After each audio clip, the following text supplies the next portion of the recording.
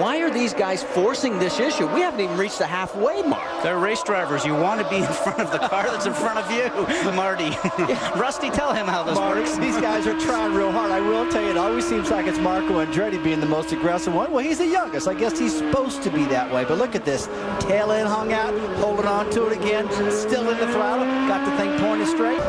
Remember, all the lead cars have actually been passed. Whoa! That is a big put-off. All the lead cars had actually just gone past Eddie Cheever previously, and Marco Andretti running is so much faster than Eddie Cheever.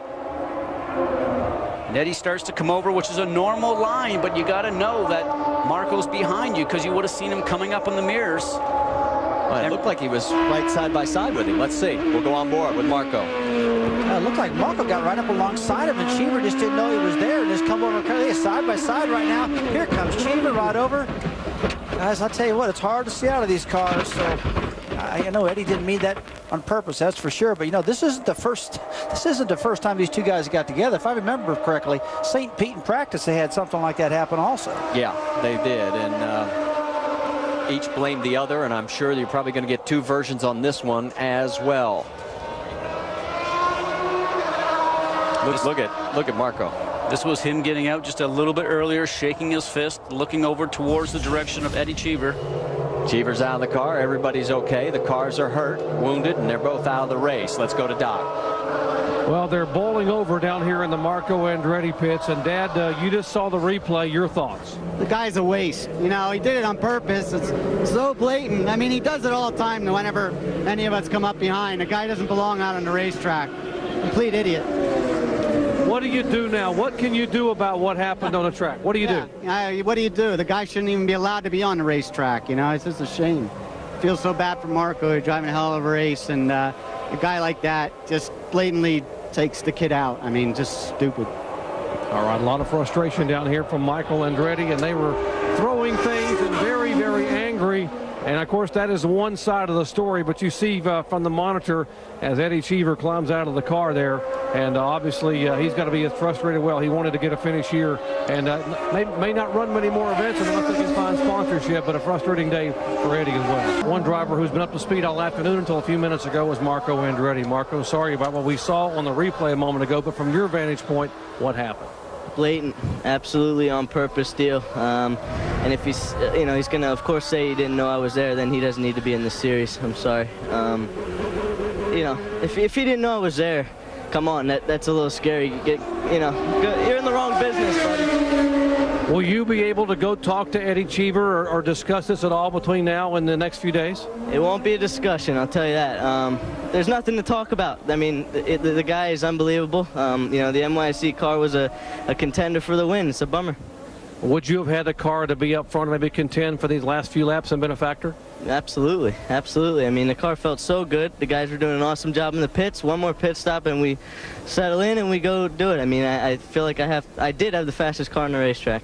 Well, the rain is certainly coming down now, guys, but we caught up with Eddie Cheever, a man we've heard a lot about today. And now, Eddie, we heard from Danica, we heard from Michael Andretti, we heard from Marco Andretti. In both situations, first of all, talk about what happened with Marco. I had just gone out on a new set of tires, and the track is very slippery, so it was obviously a handful. And he passed me on the high side, and there was really no room for me to move. I regret it, of course. I'm out of the race also, not just him, but I never had any problem with anybody getting by. It was just bad circumstances. If he or his father think that I'm going out of my way to create a problem for Marco, they're very mistaken. That definitely wasn't the case. As for Danica, it was on a restart. I got inside, and she didn't want to stay up high, or she slipped or whatever, and came down and touched. So that was just unfortunate. In both situations, did you know the drivers were there? Did I know Danica was there? I was passing Danica. And Marco's, I was coming out. The car was I had cold tires on. I was doing everything I could to keep the car straight, so I had my hands full. But with Danica, obviously, she was in front of me and I was passing her. As again, here we are, Scheckter side by side, this time with Marco Andretti. Oh, we've got a spin. They had contact. And Scheckter, can he hold on to it? Thomas going to come back up? No, he controls it and gets it down, and we have our second caution. What a great save by Scheckter to keep it from going back out onto the racetrack. Remember, this is just reactions. You don't have time to think about this. You can run through there two abreast. Now, Let's watch to see what kind of information we're going to have passed along here. Oh, well, he threw gloves. At least he didn't throw anything bigger than that. I'm sure that'll get the attention of Brian Barnhart. So we've got a new rivalry. Last week it was Danica and Dan. And next week it's going to be Thomas Scheckter and Marco Andretti. And boy, Thomas is a lot taller with longer reach. If that one goes to boxing gloves, I think Marco better get some help. Well, it's just Marco. You know, we're fighting and swerving at me on the straight. You know, I don't know if it was the kink or what, but really stupid. I don't know if these guys are pissed off that a Vision car is passing them or not. But, you know, I'm just sorry for my whole team. We had such a good run going there, and what a waste to go off on a straight line with someone else, you know. It's just stupid of both of us. When the emotions boil over the way they just did there, how does a driver get them back under control? Well, it's easy when you're in the car and you're still racing, but, you know, he just swerved into me on the front straight because he's irritated. I mean, he's a good friend of mine, and I don't know what's happening there. You know, he obviously wanted to stick with his teammate, but what a waste.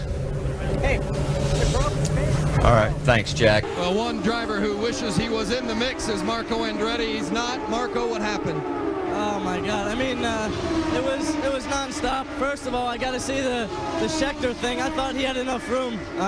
So if not, I apologize. It was obviously completely unintentional. And then we lost fifth gear. So I tried to go sixth. We were running too slow. I came in for a pit stop, and the motor just took off on its own. Like, it started revving, and I wasn't touching the throttle. So what a bummer for the NYSC boys, because I had a really good car and a car that could run at the front. So here we go again. Disappointing for Marco Andretti, yet to finish on an oval. And guys, we have 6 more ovals this season. Unbelievable occurrence here at Indianapolis. The race leader, Tony Kanaan, was slowing. You saw it on side-by-side. And then all of a sudden, he spins out of control and is T-boned. I mean, why did he do that, man? And he's saying, why did he do that? Talking about his teammate, Marco Andretti, who came diving down the inside when all the cars were caught in traffic and left Tony Kanaan hanging on the outside. Okay, so here we go. all the traffic, because here we come with Dixon, and he was turning around making a move. So and Dixon then because makes of it. that, here comes Marco. Marco makes a move very late going into 3 and leaves no room for Tony. And Tony, see how he's turning the wheel right now? He's in the marbles, Eddie. He's gone. So much for teamwork. Now, Eddie might have been all right if he didn't get hit by Sarah Fisher. Did TK have any options at that point? I don't know. It's just a tough call, you know, when you're racing. I don't know. TK, I guess, was surprised that he was there, and, you know, should Marco have been there? I don't know. It's a tough call. It seemed like your cars, all 4 of them, really had started to hit their peak. Were you guys holding off and waiting to make a charge at the halfway point? No, I think we're just starting to get our cars dialed into the conditions and things, but it's a shame because Tony's really strong in a 711 car, so, you know, we'll see. Another disappointing day for at least part of the Andretti Green team. Well, once again, Tony Kanaan leads laps here, but you can't get that victory. What happened there? We heard Marco come over the radio and say he feels bad and he's sorry. What happened? He better be. I think it was a very stupid move, especially on a teammate. Me being a good teammate, I didn't want to turn into him because, you know, take 2 cars out of the race in the same team was not going to be good. So I gave up this time. Not very happy about it, but as usual, I'm in the lead and something happened. So let's turn the page over and hopefully AGR can win this one again, and let's move on. What happened with the Tony Kanaan incident? The way I saw it, I had an awesome run, and I just got to the inside. I thought I had him cleared, and I stayed as low as I possibly could, and maybe I dive bombed him too late. I don't know. I'll have to look at the tape. If so, I completely apologize. I still apologize because you don't want that to ever happen. But you know, I felt so bad at the time, but I got to focus on the task at hand, and that was to try to win the race. We saw your grandfather sharing words with you as soon as you were getting out of the car. What was the conversation? Yeah, same thing. It's easy to point out the mistakes afterwards. Here comes Ryan Hunter-Reay. They found the opening under. Oh no! Crash! Hard contact between Ryan Hunter-Reay and Marco Andretti.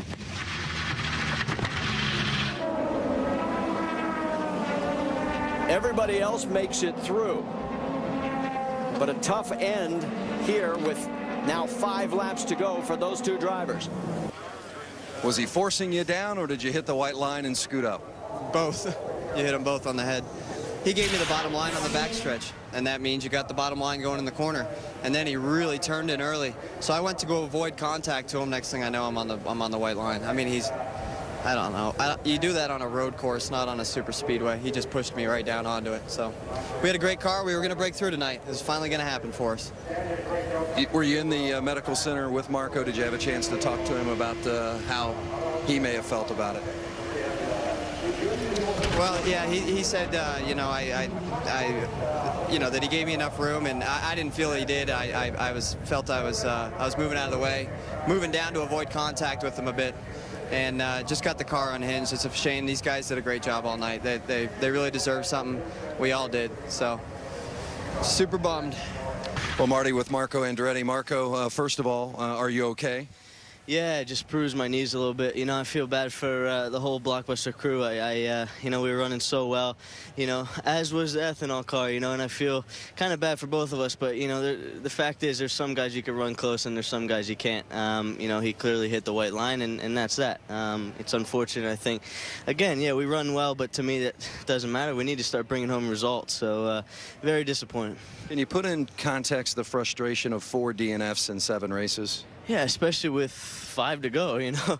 That's 2 in a row now, and it's very disappointing. I mean, just barely touched. And it looks like Danica stalled. Yeah, she did. She started to take off, and then she stalled. Oh, boy.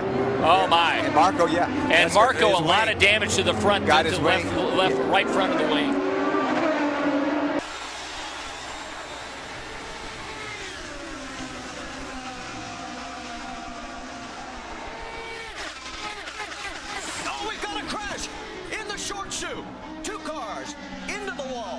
And it looks like one of them might be Marco Andretti. Taking a look right now, trying to see who that is. Boy, we talked about this. You have to get through the first turn and the first lap because you have to finish here if you have a shot at winning. The emotions inside those drivers' cockpits right now are just crazy. It's the 5 car of Mario Moraes. He has been sliding under the radar, been performing extremely well. Look at the disconsolate expression in the cockpit. He just can't believe that his race is over before lap 1. And he was one of the favorites going in. We were all talking about dark horses, and he was definitely somebody we were all counting on. What happened? And he's standing there wanting to have some words with Marco. He's probably going to try and shake his fist when he goes by. Marco's obviously gone into the pit lane. Jackaroo? The front wing panel for Marco Andretti's car has been sheared on the left-hand side. He is getting out of the car. The Firestone Firehawks have been flat spotted as well, guys. Andretti is out of the car with less than a lap completed in this race. What happened, Marco? The kid doesn't get it. He never will. You know, I feel so bad for the Venom boys. I mean, you know, you'd think, you know, somebody would know that somebody's sitting right outside you. I mean, he had nobody inside of him. He's just clueless out there, and I was really worried about that at the start, and you know, sure enough. When you saw him and where you were, was there any warning at all, or did it happen too quickly? Yeah, I guess the warning should have been who I'm racing against, but you know, it's so disappointing. I mean, I'm sitting outside the guy. He's clueless. Guys, if you take a look at this accident, it certainly brought an end to Marco Andretti's dream today. Mario Moraes has been released, walking now, very upset. We just heard from Marco. Mario, what is your take? Yeah, I don't know. What you heard from him? What he said? He said that you didn't obviously know, or you didn't have a clue. What is your take? I know that he hit me, okay? I was in the front, I was holding my line, and he just hit me. I don't know from where to. Where are you going right now? I'm going to ask him. You're going to go talk to Marco? Yeah, sure. All right, guys, good news is he's okay. Bad news, first driver out of the 500 field on the first lap. Well, Jamie, you may want to get him close to a monitor and take a look, because I'm that it's going to back up what he's thinking happened out there. They're both angry right now. They're both out of the race. Obviously, they didn't. There's a miscue, like Scott said. He should have listened to his spotter. Oh, there's a wreck here at the end of pit road. Oh, no. Marco Andretti and Sebastian Bourdais. Bourdais is very angry. He's motioning to Andretti in the car right now. Yeah, it's probably my fault. I should have said something. I had no idea. Bourdais climbing out of his car. It's obviously over for both of those drivers, and we apologize for the language.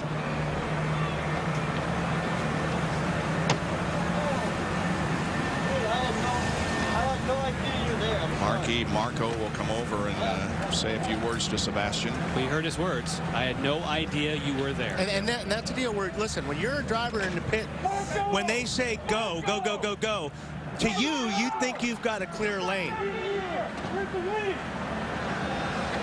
Now what's going on? Let me get back in the car. It may not be damaged. Well, They had to just change the nose if the front suspension is. But like I was saying, as a driver, you're relying on your crew to send you out after the pit stop is done. And like I said, when you get go, go, go, go, go, you go. Well, they just sent Marco, and since they sent him, it just started to move and move and move, and I was on his left side, and he just told me he didn't see me. He had no idea I was there, so. It's too bad the Boy Scouts car was not so bad in this race stream today, so I was hoping for better luck. I have to take full blame. I had no idea he was sitting on my left rear. I moved over. I just had no idea he was sitting there. So I got to take blame for it. Obviously, it's disappointing, and it was easy one to avoid. You know, I had no idea he was sitting there. You know, it's disappointing. We're gonna have ourselves a fun stint there on reds when everybody else was on blacks. You know, I just tried to hang in there on blacks. You know, it was gonna be fun, but you know, we tried to send it back out, but the steering was seizing up on me. Unfortunately, a DNF for Marco today after he finished 4th at Barber last week, Bob. From Ryan Briscoe's point of view. That's two cars fighting for one piece of road. Got nudged. So Scott Dixon is now shown in 7th position, guys, so that gives you an idea just how hot that car has been. As you can see, Sebastian Saavedra is out. He'll have to make the mandatory trip to the infield care center, and I think we'll apologize and for actually, the gesture. yes, and that is a fine, and probably a fine times 2, actually, since coordinated enough to both hands. That's a double-double. That's right. Who were you so frustrated at, Sebastian? Man, it's just frustrating to see that Marco keeps doing these dirty moves, and as usual, nothing is done to him. It's just a very frustrating day. We were very strong. We were up there. Great strategy from the guys. My car was perfect. And he just punched me out. So it's just a very unfortunate situation for the two-car racing. We needed to finish the race. We were doing a good job, and it just sucks. Thank you. Of course, he's talking about Marco Andretti, who, by the way, says his car is horrible right now, you guys. Listen, he can keep on the gas as the lane taken away from him. That's an Italian hand gesture, that hand on your helmet. That means, arrivederci, get out of the way. Whoa, going high. Oh, again. This is not NASCAR. Another. Hi, how are you?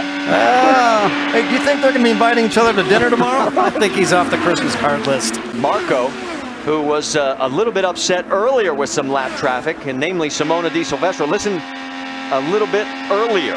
Listen in. Copy that. We've reported it. This is unbelievable. Whoa. Who is officiating? Hang in there. Let's go again. The same guy that was officiating last weekend is the guy that's officiating this weekend.